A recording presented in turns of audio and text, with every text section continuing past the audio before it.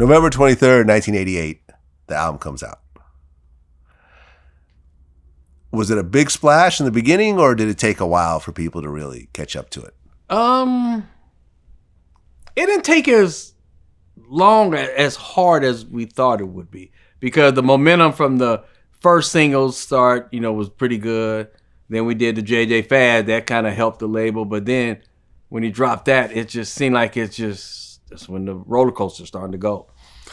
Yeah, I mean, that's how I got introduced to NWA. Oh, okay. Really? And yeah, someone in my high school played it for me, and I'm like, yo, this is amazing. Yeah. Like, this is so good from the production. I mean, it was just so, before we get to the NWA, that one was ahead of itself. It was years ahead of itself. It was just in the pocket. And I remember like I think Jerry Heller in an interview said that, well, I mean, you said he's never really in the studio, but I guess occasionally he'd come by. Never. Well, never. What he said in the interview is that he's never seen anyone with who works so well together like you and Dre. Oh yeah. He said the you two just knew each other's moves before you even said like the Jedi mind trick. We just okay, he finished the beat.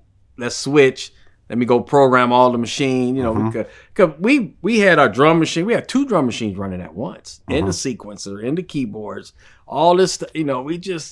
We clicked just all the time through all the Ruthless, most of the records. We just clicked. And then till later when I said I don't feel like doing an album, he just went and did the DOC by itself, but it just we just had that. We were the pre-dynamic duo, Batman and Robin.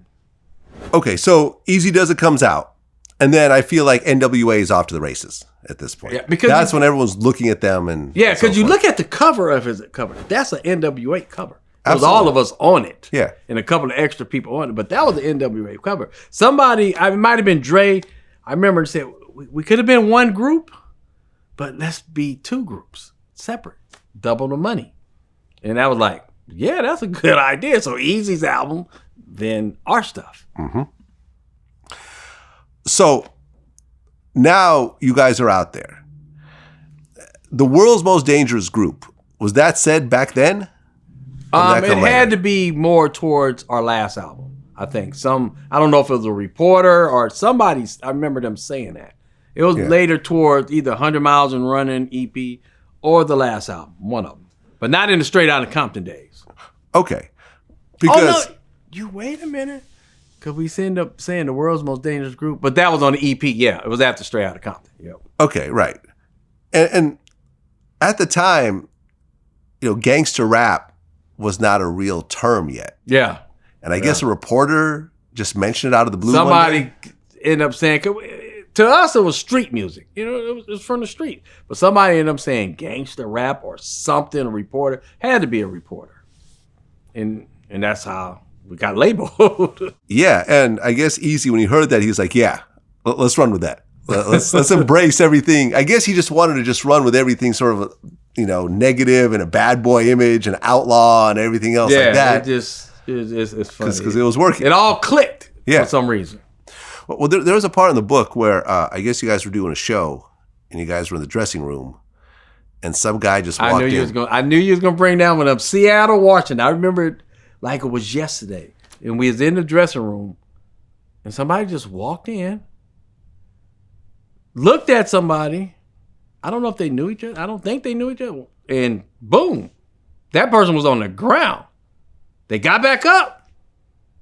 And the guy said something else. Boom, one more time. And I'm like, so I'm fiddling around for a mic stand. Mic stand got that big weight at the bottom. Mm-hmm. I'm finna crack this guy. But he walked out.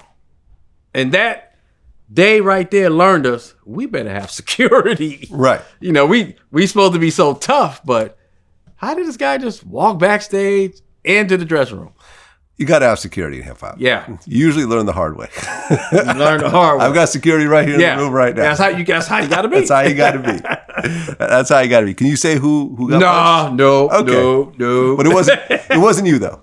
No, it wasn't me. Okay. So there's 3 other people that could have been.